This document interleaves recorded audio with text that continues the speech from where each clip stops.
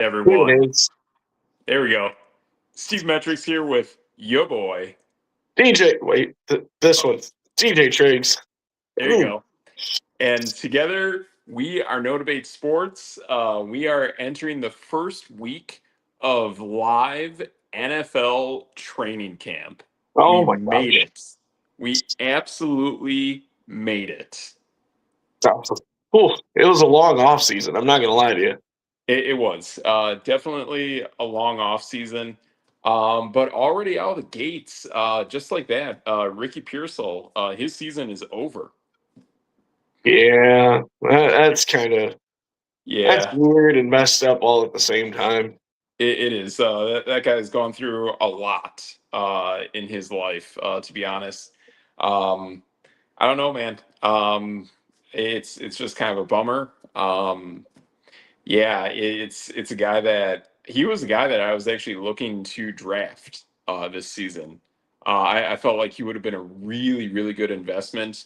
A guy that would have been kind of lower on the in the rounds of when you're selecting a really high end wide receiver. Now, granted, this team has Mike Evans, but even already Mike Evans is a little banged up today as we speak.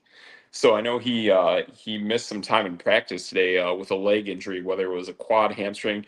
Evans has had hamstring issues before. He doesn't have the crazy amount of speed that he once had. I think we're pretty much probably getting to one of Mike Evans' last seasons in the NFL, to be honest. So it makes sense. I mean, they're kind of playing him as almost like a pseudo tight end.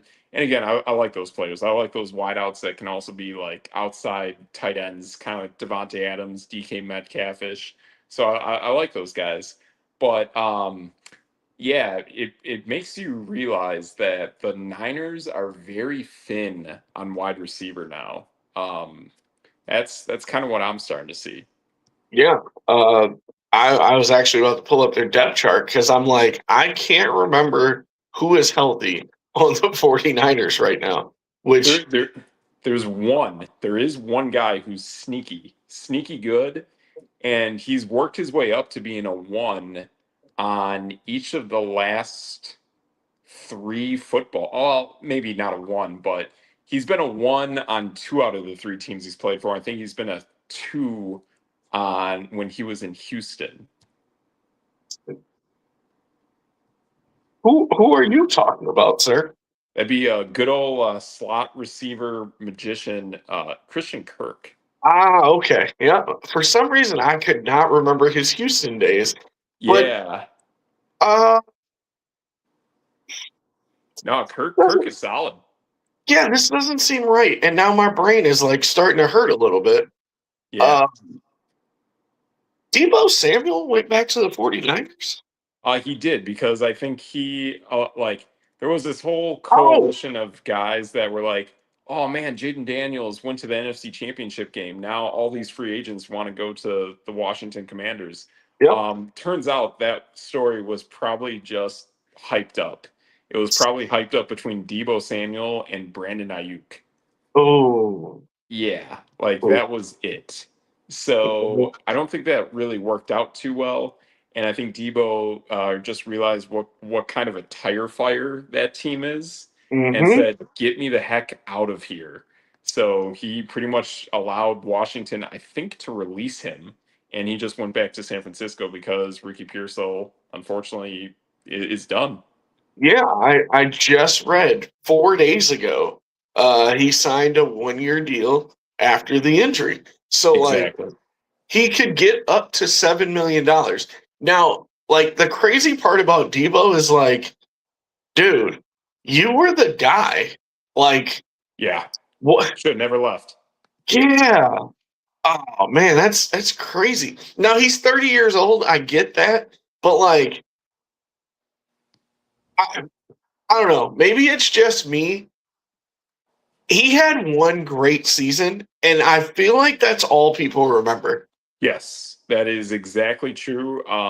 He's pretty much had that one great year where he was really becoming the wide receiver version of Christian McCaffrey. And granted, Christian McCaffrey is on the team that he's on, but there's no way he's ever, especially now, going to even come close to touching any workload off of Christian McCaffrey. McCaffrey is just a beast. He is an absolute beast. People wanted to say last season, oh, he didn't look in shape. Oh, he just got married. He was kind of out of it. No, McCaffrey is an absolute beast.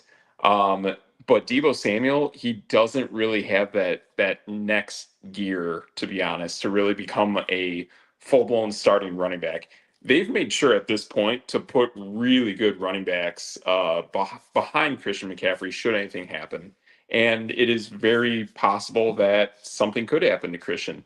But Debo is just going to be kind of more of that gadget guy that's going to get his fair share of touches. He's going to have some nice receptions, but I don't even think he would really even supplant Christian Kirk. I think Kirk is a straight up 9 to 5er guy that's really going to get you production, runs great routes, runs the middle of the field extremely well, and again too, like Brock Purdy, that guy converts first downs, man. So I think Debo will just have a natural success at his position, but don't expect him to be running the football 24/7. I don't think that one great season that you're bringing up is what you're going to see with him now that he's back on the Niners. I mean, even in his greatest season, like he had 8 rushing touchdowns, but only 365 yards on the ground. So it wasn't like he was just some world beater on the ground. And Sure. then his best receiving season, which is the same season, the year after COVID started, after the COVID year, he had 1,400 receiving yards, 6 touchdowns, and it's like he never hit over 900 Yeah. besides that season. Right. Yeah, I'll be honest. I think this is a team that is going to look at how things play out. This is definitely a team going with 12 personnel. I mean, they got George Kittle coming back from injury as well, and the tight end that replaced him was a Great really, Thomas. Yeah. yeah, that was a guy that I rode with for a significant amount of last season for fantasy, and I loved playing pretty much every game I had Tonjes. I picked him up the moment Kittle got hurt and played him for as long as I could. And when I needed Tonjes to get a touchdown, he delivered. Like that guy delivered in good matchups. So I expect that they're going to use Tonjes a lot more this season. And if they even look at it and say, hey, like all we got is Tonjes, Kittle, a little bit of Deebo Samuel, and Christian Kirk, well, I mean, if Mike Evans isn't out there as much as what you expected him to be, then I expect San Francisco to definitely make a play for some kind of receiver during the season in a trade. And this is a team that's going to be heavily drafting wide receiver in next year's draft. And they got Kyle Juszczyk, the Oh, fullback. totally. They're one of the only teams that still runs a fullback. So, like, they Yep. might run 22 personnel. Who knows? Exactly. Yeah, and I love if you have a solid fullback, I think they're great. Alec Ingold is one that comes to mind.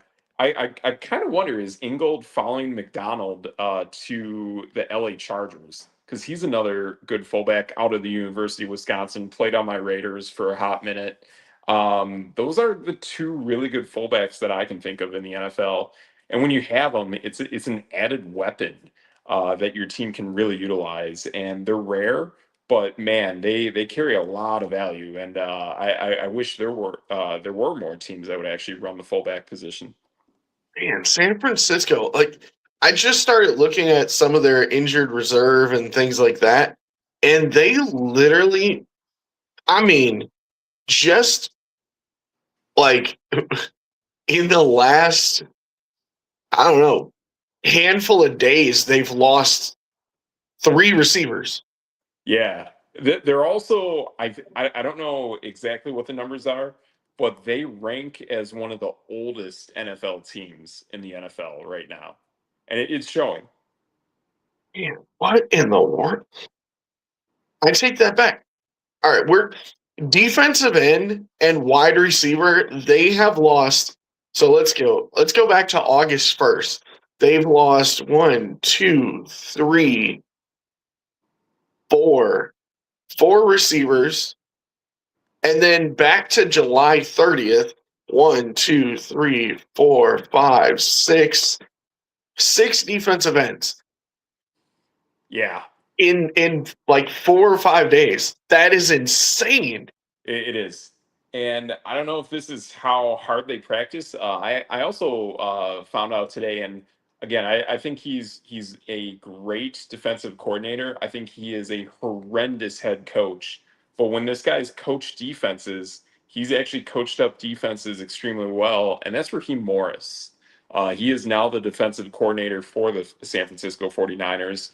I expect San Francisco to get back to their true form on defense, but they're losing guys, and their guys aren't getting any younger. That's for sure. George Kittle got put out or put as out July 25th for an Achilles, and he's still out or listed as out.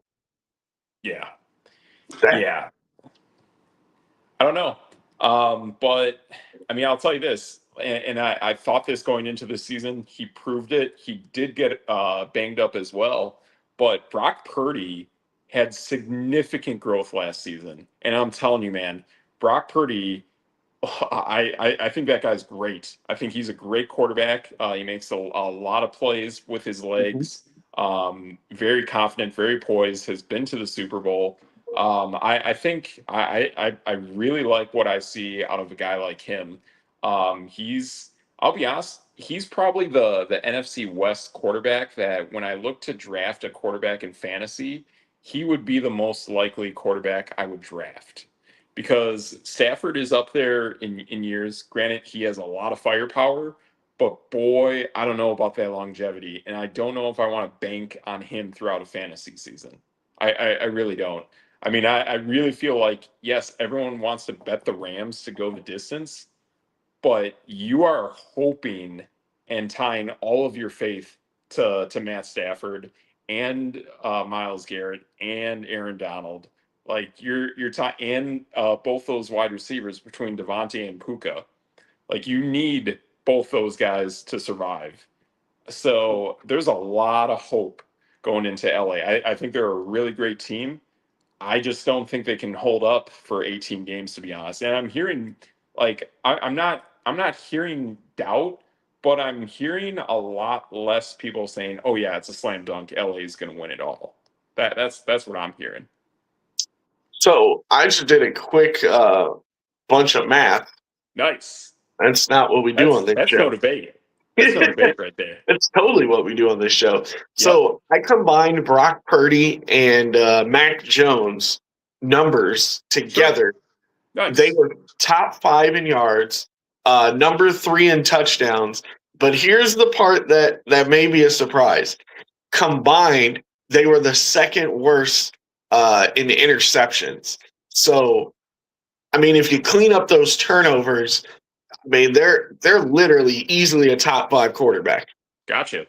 I believe I know who the worst quarterback in terms of turnovers was. I mean, I think you know. Well, I mean, granted, yeah, like definitely a quarterback for my team, Geno Smith, is up there. But I thought I heard the other day it's actually not Geno Smith. I heard it's actually the Super Bowl champion, Sam Darnold. He's third. It's Geno Smith. Geno Smith is at 17. Tua was at 15. Even though Geno played like less games, and like Sam Darnold was number 3 at 14 interceptions. Unless it was interceptions plus fumbles. Ooh, maybe. I don't know about fumbles. I can't see fumbles. Yeah. But Sam's going to use his legs a little bit more too. Now, I mean, you know, everyone's favorite darling, Justin Herbert, was number 4 in interceptions. Yep. And Trevor Lawrence was 5. So, like, that fits. Yeah.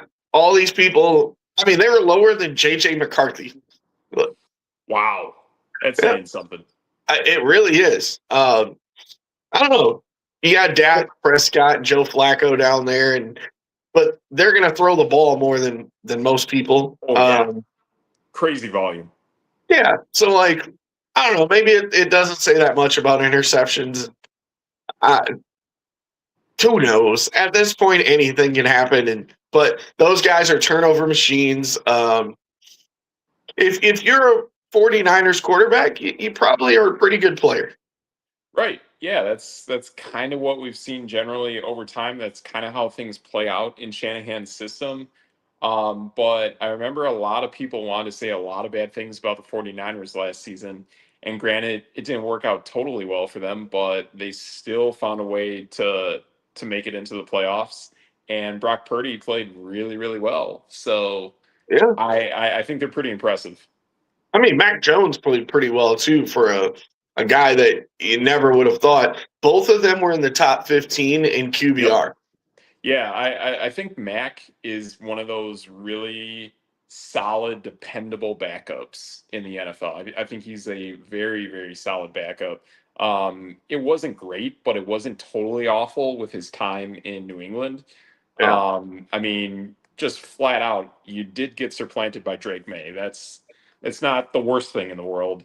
And in Jacksonville, things kind of got better with Trevor Lawrence. So, all right, you find your way to San Francisco. It's not a bad road or a bad path traveled by Mac Jones. He's pretty much found himself always alongside other really talented quarterbacks. So I think that works out. Um, yeah, I would say so. Speaking of talented quarterbacks, are you ready Yep. for this? Bring it. One quarterback that I may know very well Yep. got his like number one weapon back, and he was Okay. activated off the PUP list. Good Sir old Tucker Kraft. Tucker Kraft. You are Yes. correct, sir. Yeah, I didn't see that coming. I'm not gonna lie to you. right. And I'll tell you this, like this is a sneaky play in fantasy. I mean, it might not be as sneaky to you. I mean, it's definitely jostling around your brain and my brain. But I think possibly in fantasy, a Tucker Craft Jordan Love pairing in fantasy could actually be really Woo. killer. Tucker to me is definitely a top five tight end in the NFL. He sure plays like it. I mean, you see the guy out there, he kind of gives off remnants of Gronk. He gives off feelings of George Kittle. I really like what I see out of him. Like, to be honest, my two favorite tight ends in the NFL right now that display power and that ability to catch and kind of that ability to run really hard as well are Tucker Kraft and Tyler Warren on Indianapolis. Like they Yeah. feel like the same kind of guy. They're nasty, they're gritty, they're hard to take down. Tyler Warren is sneaky too because he can get you like rushing touchdowns, which is really cool for a tight end. So I like that. But the other thing too is Tucker Kraft missed games last year. Jordan Love also missed games last year, and I'm seeing people say like, "Oh, Jordan Love didn't have the lowest touchdowns, throwing yards last season." Well, he missed games. If he didn't miss games, I think you're looking at Jordan Love looking at least 30 plus touchdowns. It would maybe be a slight uptick in interceptions, Mm-hmm. but I really think Jordan Love. I mean, he still has Matt LaFleur as the head coach. I think if there was a shakeup at head coach and a different play caller, then I would definitely be a little more concerned. But there isn't. The continuity is there. They're kind of cleaning up which wide receivers work and which ones don't. Mm-hmm. Romeo Dobbs found his way to Drake May. Well, that pretty much lays out that everything should be pretty much everything's a go going into this season. So, I mean, you're probably going to have Josh Jacobs for probably throughout the season. Yeah, I would say things are going to look pretty good. And I mean, if you can kind of hold down the fort for about 4 or 5 weeks, then you get Micah Parsons back. Right. I mean, he averaged about like 1.5 touchdowns per game.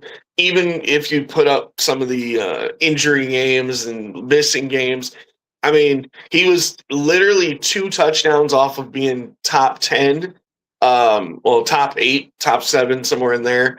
Right. Uh, yeah, like I think he had a pretty good year, especially with all the injuries that he missed out on Christian Watson. He missed Sure. out on Tucker Kraft. Matthew Golden was basically, you know, nothing to him. Non-existent. Josh I think he Jacobs went stole some down. love. Yeah, I think he has a chance.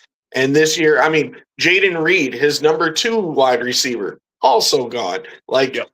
I think with all of those injuries and throwing to some of the guys that he had to throw it to, the numbers were amazing. And then like I'm just blown away that Tucker Kraft was as good as he was. I mean, he was going to be an All Pro.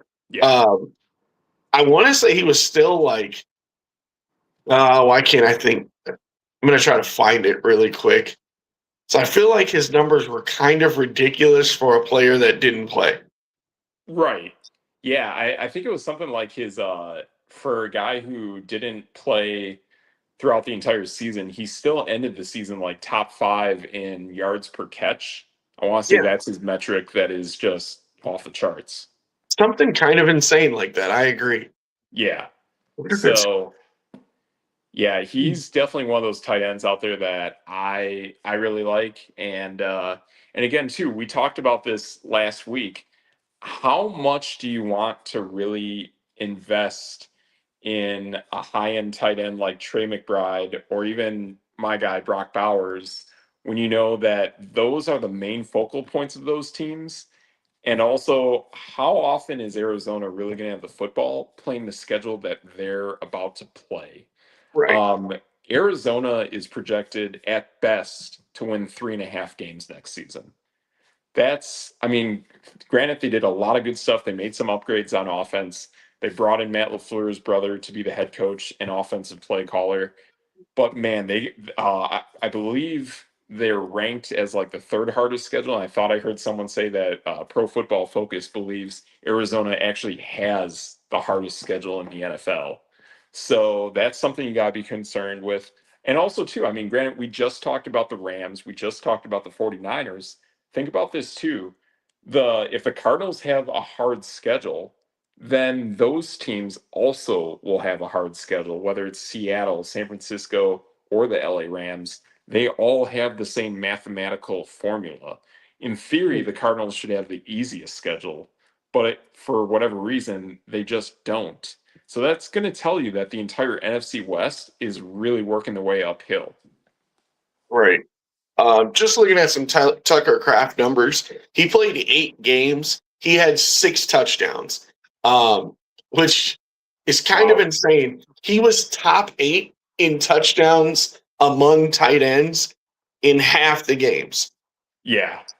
So even if you double his numbers, it's fantastic. Yeah. He's literally, I mean, if just quick mental math, he's at 489, so let's say 490. He would literally Sure. be number 3 in yards, number 2 in touchdowns, and or nope, tied for third in touchdowns. Sorry. No. Sorry. Mental math is out the window. He would be number 1 in touchdowns. I had to click another button that I was looking at. I was looking at Sure. 20 plus yard receptions. Sure. Uh, he would have been tied in that.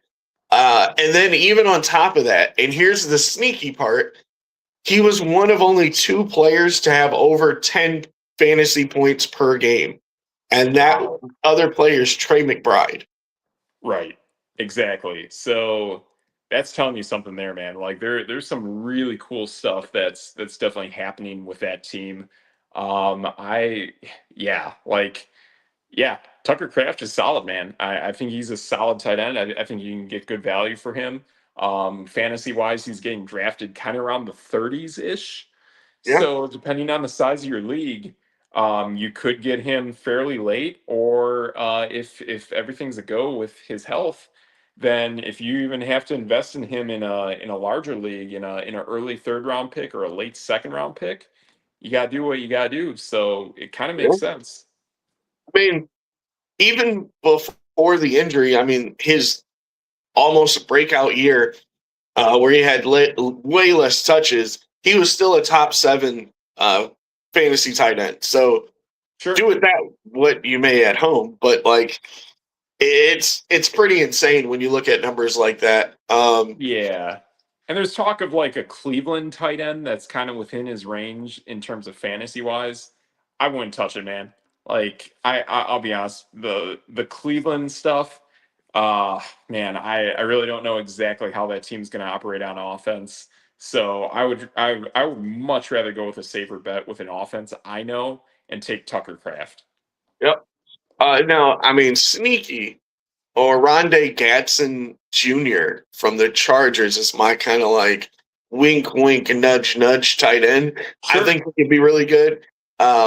If we're talking about guys that have upside and no one Yeah. really wants to touch, They Tucker also Craft's got kind of in Likely that there. same boat with the Isaiah injury. Likely's there. It's true. It's true. So I don't know. Like for me, and again too, I mean, there's talk that like LA, they might even run like 13 personnel Oh more gosh. frequently. So yeah, I mean, this is a team that if you're that invested in the tight end and you do like it, and I think Gadsden is pretty solid actually. But if that's the case, then I'd say screw it, and I'd roll with both. Because Yep. if you don't really know exactly who the tight end is that's really getting you the fantasy points, and you are expecting that touchdown, then take both. And it has to be on an offense that can clip. So, and this is the interesting thing too, like bringing it to my team, the Raiders. Clint Kubiak last year was like the most successful coach or offensive play caller in 12 personnel. Well, who else is on the Raiders right now is Kirk Cousins. Kirk Cousins crushes it in 12 personnel.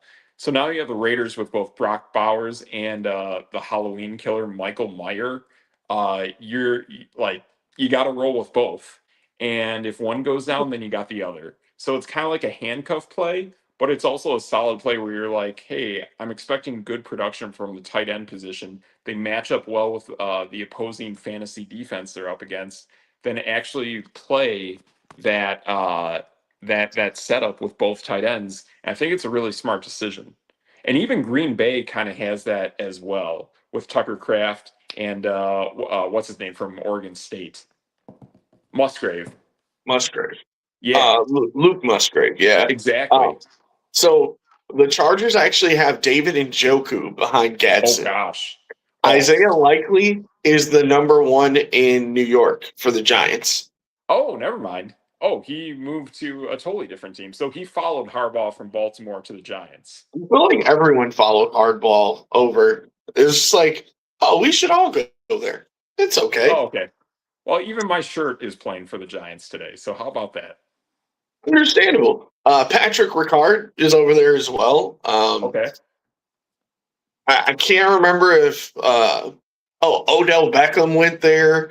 Oh, he's gone. Um, Him and well, I Jalen mean, it's Ramsey. I don't even know what team Jalen Ramsey plays for, but you guys are done. a great question. I can look that up really quick. Yeah. I Jalen Ramsey. I Wow. last saw Jalen Ramsey try to cover someone for the LA Rams, and then I realized his speed is gone. Like he cannot Wait, cover anyone. And that was back when he was on the Rams. wasn't he in that? There was a trade, right? Yeah, he got like real uppity and pissy, so they dealt him from Jacksonville to the Rams. It was Jalen Ramsey for Minka Fitzpatrick. That Oh my terrible gosh. trade last year. That was terrible. No one Yeah, should make that trade. it happened. They got Jonnu Smith and Jalen Ramsey Wow. over to the Steelers, and I have no idea why that happened. Minka is like a star. Yeah, he's fantastic. I don't know. I just work here is what probably just happened. Right, right. So is But Minka still with Miami or is he somewhere else? I'm assuming I can go All right. check. Yeah, But yeah, Jalen Ramsey plays for the Steelers. gotcha. So, funny story, both the Steelers and the Dolphins, if you check their schedules, neither of those teams may end up winning any games this season. I would I would kind of try to stay clear of both those teams in fantasy. Just a total heads up. Wait, what about Malik Willis though? I agree. I like Malik Willis as a person. He is about to get annihilated as a NFL quarterback this upcoming season. They are they are an atrocious football team. So Absolutely atrocious. I'm finding Minka on Miami, but I don't see him on a depth chart, so I'm kind of confused. Interesting. But I think things are going to go so bad that they're going to try to fire Mike McDonald this season, having already fired Mike McDonald last. Oh, Like it's a bad schedule. They are easily the only saving grace is that they won't finish last in their division because the Jets will finish last in the NFL. That's yeah. when did this happen? Did I completely missed this? Minka got traded again and was traded to the Jets. Oh, Like, did he do yikes. something wrong in life? Wait, he got Right. traded for a seventh round pick. Wow. They must think he's done. But when did that happen so fast that like his career just fell off a cliff? Right. I thought he was pretty good on Pittsburgh. Just saying. I got to go find this guy's stats because now I'm like, he's 29 years old. Like, what am I missing? Right. Yeah, that's kind of hard to see that things just kind of fell off the rocker that quick. But no, Minka was really solid on Pittsburgh. I mean, he had 82 tackles from the safety position, two forced fumbles, an interception. Like, Solid. what, what am I missing? Yeah, I don't know, man. That's like really solid solid stats right there. Weird. He has played in some, like he played in Miami, then he went to Pittsburgh, and then he went back to Miami, and like had a like he played 14 games, 82 tackles. Like I don't see anything wrong. Yeah, he's not a ball hawk anymore, but probably because people don't throw the ball his direction. And Sure. like, yeah, I don't know, man. That's strange. Right. So yeah, it's pretty rough to see how that happened, but yeah, he's on the Jets, and I'll be honest, like I feel kind of bummed out for a lot of guys up there. I mean, there's a really good running back from Wisconsin, Braylon Allen, up there. Garrett Yeah, Wilson's up there. yeah. What's his name? There's a tight end. Um, what's his name? The son of what's oh my gosh, he was a really good defensive player for Miami.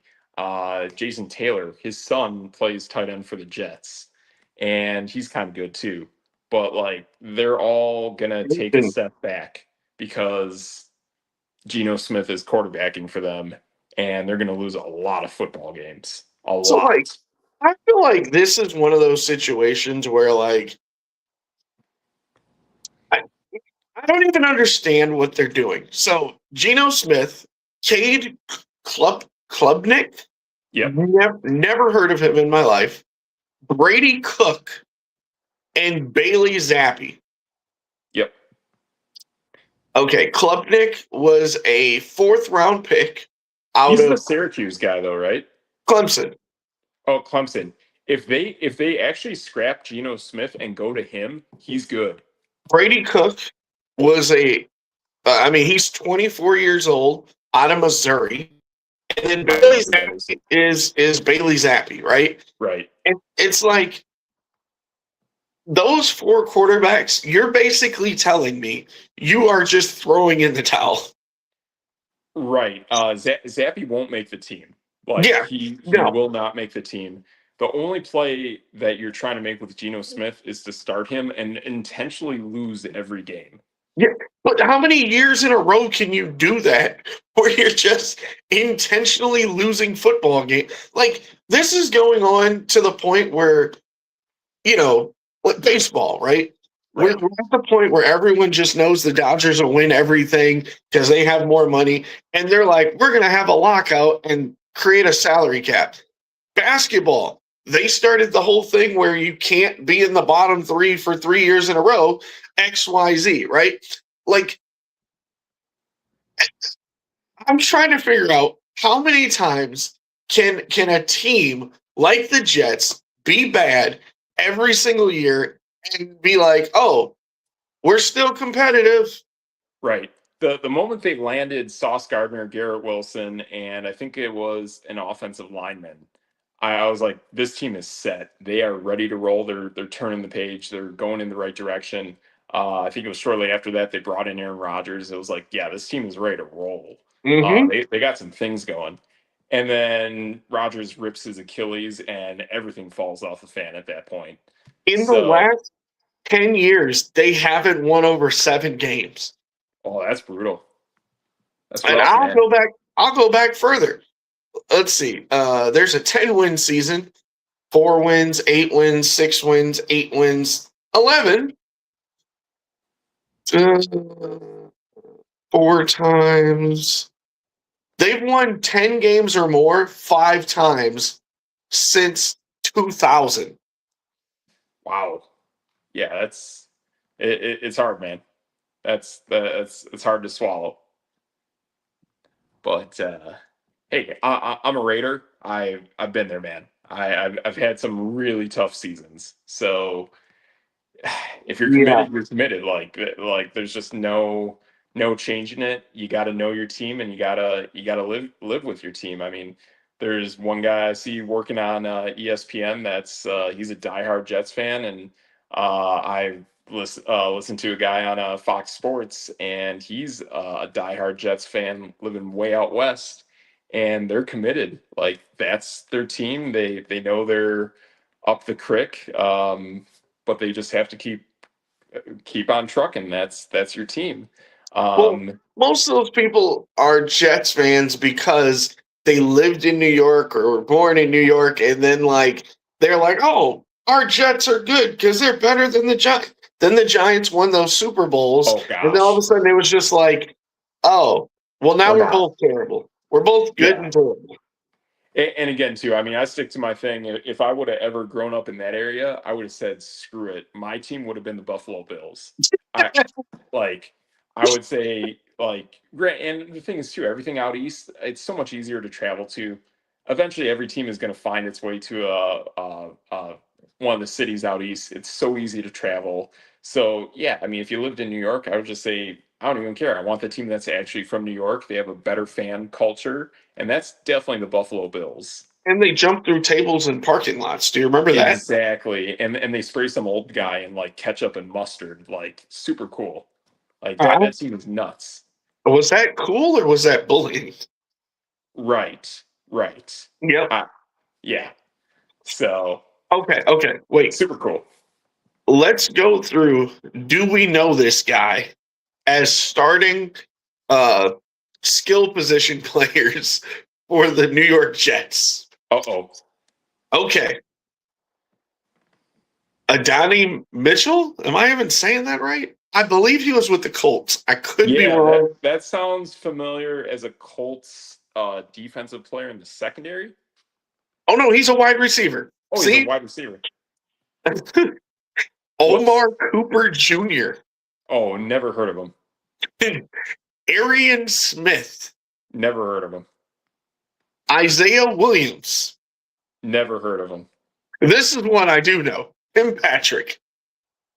Oh yeah, boy, that's a bummer. That guy had some really bad injury history with the Broncos. Right. And then he ended up with like the Lions or something. All right, I'm actually clicking on this guy's name because, okay, he's a first round pick, so I'm going to let him slide. Kenyon Sadiq. That one I'm not familiar with. He is their starting tight end now. Oh, gotcha. Yeah. Andrew Beck, No idea. fullback. Jamal Pritchard. Pritchett. Yeah. If this is what their starting lineup is, this team is losing a lot of games. Those are all wide receivers, by the way. Oh, jeez. And then, yeah, Beck, and it was a fullback, and Sadiq is a tight end. Isaiah Davis, running back. Yeah. Like I said, Brady Cook. We didn't know that was a quarterback. Like, I don't know any of these people. I know Exactly. Garrett Wilson, Brees Hall, I only know Braylon Allen because he went to Wisconsin. Yes. And everybody else, I'm like, who are these people? Yeah, like I really think at the end of the day, the biggest loser in all of this is Aaron Glenn, because he would have gladly have been released and easily would have found a defensive coordinator gig like that. Yeah. Easily. I mean, he could have probably wound up being the next defensive coordinator for the 49ers. I mean, he's that good. I think Aaron Glenn's a great coach. But the thing that we see, the common theme that when these uh, former coordinators become coaches of the Jets, they just lose all their energy, all their excitement. It just leaves them. So I think he would definitely be a much better addition as a coordinator. But he's probably going to get fired quickly into this season, and then he'll just be out of a job for the remainder of the season. So I figured out who Omar Cooper is. He's the wide receiver, first round pick out of Indiana. He's only had one season over 500 yards. Okay. Oh, I actually really liked him. I was hoping the Raiders would have drafted him alongside Mendoza. So he was the guy that I was very bummed about that got drafted by the Jets. And I think he got drafted, was it end of the first round He or did. like early second round? Pick 30.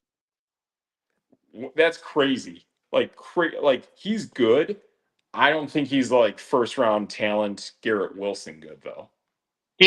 He's where is he? Oh, he is third or maybe fourth on the depth chart. And you wasted a first round pick on that. Yep. Yeah, that to me that doesn't make sense. I know that with my Raiders drafting Mendoza, he would have more than likely been the second round pick. Yeah, this is like intentionally bad trying to lose. Like Yeah, it and is. if you look at the other teams that were at the bottom, right? Yep. And not trying to like poke too much fun, but like Tennessee, first year of a new quarterback. Las Vegas got the first round pick. Yep. Arizona, kind of in flux, a lot of injuries, a lot of weird stuff happening. The Giants, lots of injuries. They lost their quarterback, running back, wide receiver. Uh, the Washington Commanders lost their quarterback, lost their wide receiver, lost their running back.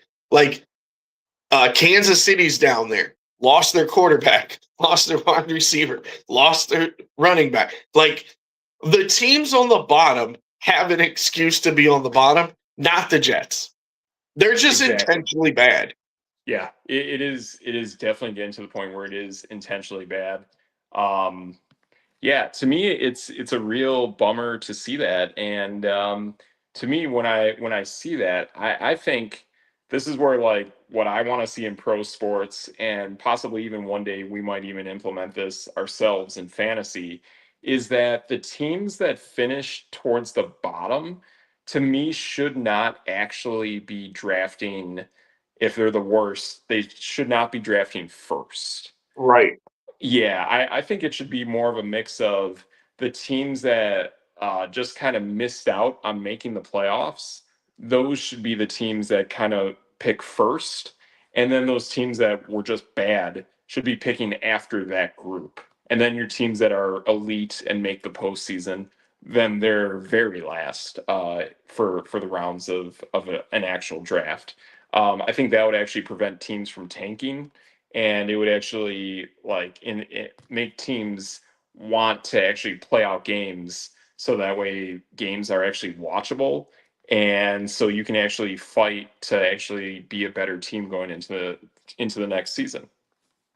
Like I'm looking at this. The Jets are the only team to give up 500 points on the season. Wow. They're the only team that's negative 200 in plus minus. Like what?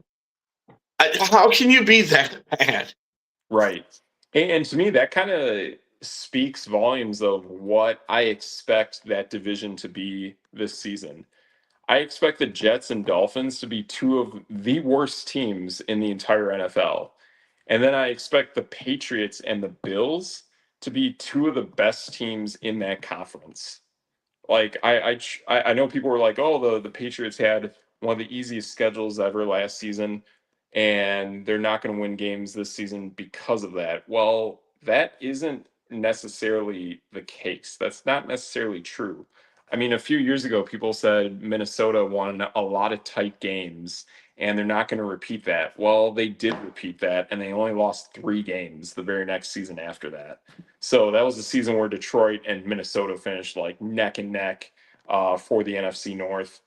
Pretty crazy stuff. So it doesn't hold the case. And to me, again, my view is that Drake May is either the best or the second best quarterback in the entire NFL. I don't see them taking a step backwards, losing with Drake May becoming an even better quarterback, bringing in AJ Brown, and they can run the ball down your throat and they can play defense. Last time Mike Vrabel did that, he was the 1 seed with the Tennessee Titans. Like, I don't think New England is going to be a bad football team like people want to say. I think the Bills and Patriots are going to be fantastic this season. I even have more faith in New England than I do Buffalo. But I think the Jets and the Dolphins are absolutely going to be dreadful. I would avoid all the players. And as much as you and I like Malik Willis, not only is Malik Willis the one thing we like, the other thing against Malik Willis is his offensive line is awful, absolutely terrible. So I'm not going to ever touch a quarterback in fantasy for this season that has a dreadful offensive line like the Miami Dolphins have.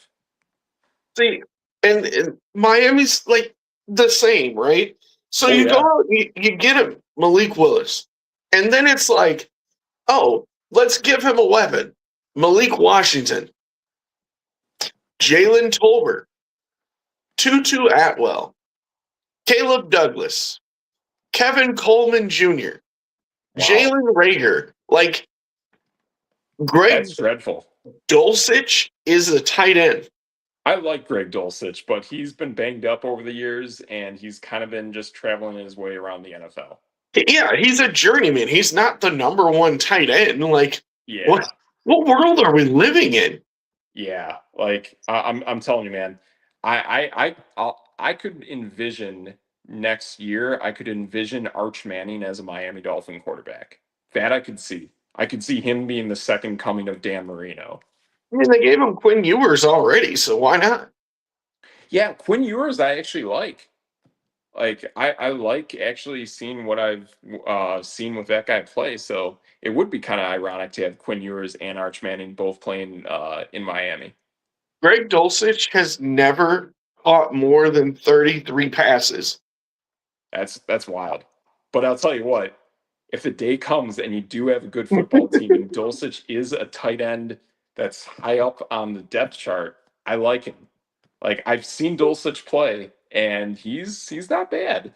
But he's got to be out there and he's got to play and he's got to play on a good football team. Malik Washington has never caught more than 46 passes for 317 yards. Yeah, I don't even know who that person is. Um, Jalen Tolbert has never caught more than 49 passes Yeah. for 600 yards. Yeah. And Tutu Atwell is like the really good, like shifty kind of speed demon receiver on the LA Rams. Yeah, never caught more than 42 passes, and he's played 4 years for 562 yards. Not one guy on this team has over 50, 60 catches for 500 yards. Like, these are the starters for the Miami Dolphins. Yeah. You telling Also, me that you couldn't find some guy who's a rookie somewhere and just been like, you know what? We're going to give this guy a go. yeah. Nope. I'm absolutely telling you. Not only do these teams have to play an NFL schedule, they both have to play the Bills and Patriots 4 times. That's 4 losses. Yeah. That's just 4 losses right out of the gate. Oh, wait, I take it back. They drafted Caleb Douglas, who is like, gosh knows where he is on the depth chart. Fourth on the depth chart. In the 3rd round from Texas Tech, they got Kevin Coleman in the 5th round from Missouri, and he's 6th on the depth chart. Gotcha. So hopefully maybe one of these guys can move up and Jesus is bad. Yeah, it's bad, man. I mean, as much as you and I really like seeing like kind of these Wisconsin guys make their way to either playing for the Jets or Dolphins, I'm sorry, man. Like it's the NFL graveyard. Like these teams are dreadful, and they are in they're in it for a massive, massive rebuild going into the future. The Miami knows they're going to be bad, and they're in the rebuilding process. The Jets hope they can be bad, and they hope they can clean house on everybody. That's not a position anyone wants to be in. Like, I even just touched the Pittsburgh Steelers just for the fun of it. Hey, guess what? Aaron Rodgers, it's your last season. We're going to go get Rico Dowdle, who had a pretty solid season. He's going to be a backup running back to Jalen Warren. Solid. Hey, we gave you DK Metcalf last year. Well, guess what? We're going to give you Michael Pittman Jr., who's a pretty good number 1 as your number 2. Yep. Pat Fryermuth and Darnell Washington are your tight ends. Pretty good. Like, you go and get bodies because you're like, hey, this is our last run.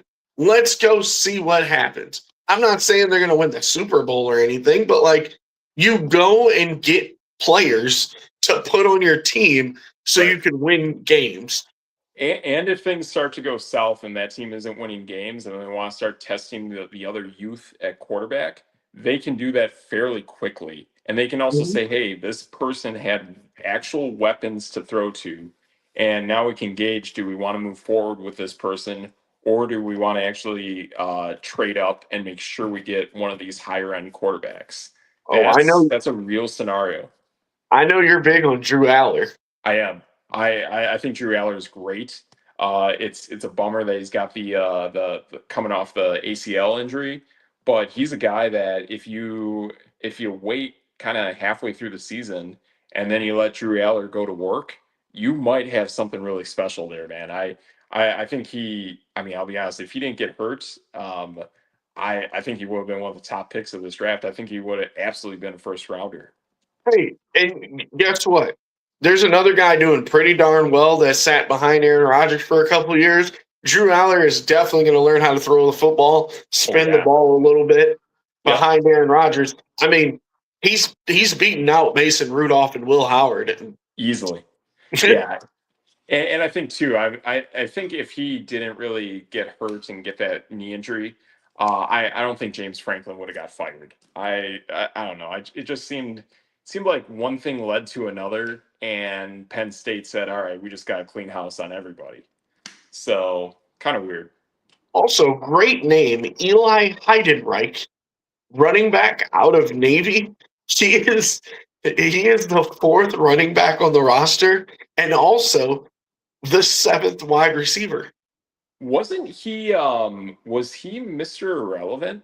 He was. He was. He's actually really cool, and his tape is good. Like, he's got that Christian McCaffrey kind of juke ability. Like, if you really watch him, he's got it. He's cool. I mean, everyone's gonna remember him getting drafted, taking the hat, doing the salute. Like, one of the coolest draft moments, I think, in the history of the draft. Like, super, super cool. Like, Mr. Irrelevant, but that's a guy that I think definitely has a future. I mean, we started the show talking about guys who are actual fullbacks. This guy is definitely a fullback. I think he can hit the ground running. To me, it's going to be very reminiscent of Alec Ingold. Ingold came out of Wisconsin and started doing really good plays for John Gruden out of the gate, where he was kind of shifty, kind of a slot. Like I think it's really solid to have a player like that. And whether he's a weapon on Pittsburgh or finds his way to another team in the future, he's a good player, man. He's probably the only running back I know of outside of Jeremiah Love that's a rookie. He's just got like a one-handed snag out of the air. Yeah, he's got some serious talent, man. Sorry, I'm watching highlights now, and I'm like, oh, yeah. So he actually can line up at wide receiver and running back. So, Yes. I mean, to be McCaffrey. on the depth chart where they have him, this could work Yes. out. Yeah, I think he's a sneaky pick. Um, yeah, like there might be some sneaky value in him in even in fantasy for the fact that he's not a true running back and the fact that you can throw to him, which we know McCarthy really wants. He wants running backs that can catch a football more than anything. So I think that would be a really cool weapon to play with for sure. And it's interesting. His numbers weren't huge. Like, he only had 70 carries last year for 499 and 50 catches for 500. So, like, That's those impressive. receiving, yeah, the receiving numbers are pretty insane. But, Yeah, like, he did a little bit of both, but not yeah. very much. But also at the end of the day, too, he probably only played about 10 games. The college football season is pretty much only 10 games.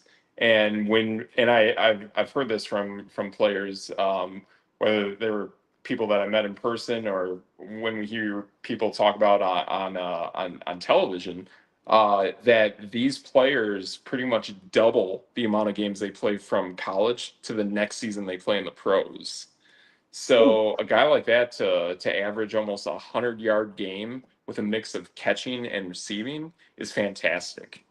Yeah, I'm checking out his splits and, like, very, very solid. Very solid. So yeah, I mean, yeah, he's one of those guys out there that I kind of like, and part of me does like Jeremiah Love, but part of me does not like that matchup that the Arizona Cardinals are about to deal with this upcoming NFL season. And also having a former Green Bay, Denver Jets offensive play caller that was really bad is concerning. Wow. They only lost 2 games last year. What Navy? Yeah. Yeah, Navy was a pretty good football team. They I think they were borderline almost going to fight their way into the college football playoff until they lost that second game. Yeah, they lost to Notre Dame and North Texas. And actually North Texas was good last season. So that was the only loss that derailed them. The Notre Dame loss looks good, but What? losing to North Texas was the one problem. I mean, they got beat by 39 by ND, but you know, it happens. Right. Yeah, it happens. I mean, it's still a good-looking loss. But and again too, I think a lot of people regarded Notre Dame as kind of one of the best teams in college football last year. Now, granted, it came to a weird tiebreaker between them and Miami, and then Miami just ran the table to the national championship. But a lot of people regarded Notre Dame as a great college football team last year. Yeah, I And agree. there's still the number one brand in college football. So yeah, it's looking pretty good. Solid. Yeah. You got any other So, fun stuff for us before we head out? yeah, that's kind of about it. I think next week we'll definitely be hitting up more fantasy stuff a little bit harder, especially with I kind of want to go like for the first 10 picks, kind of going like, all right, in this stretch of 10 players, this is who I would really try to keep an eye on, and we'll go through that, and we'll see kind of who matches up, who you got, who I got, and we'll try to make something out of that. Maybe do that for the first maybe like 6 rounds or something, and then maybe sprinkle in a defense here and there, and make something out of it. I'm in. Nice, man. Well, there you go. I'm Steve Metrics. That's your boy, DJ Triggs. and that's no debate.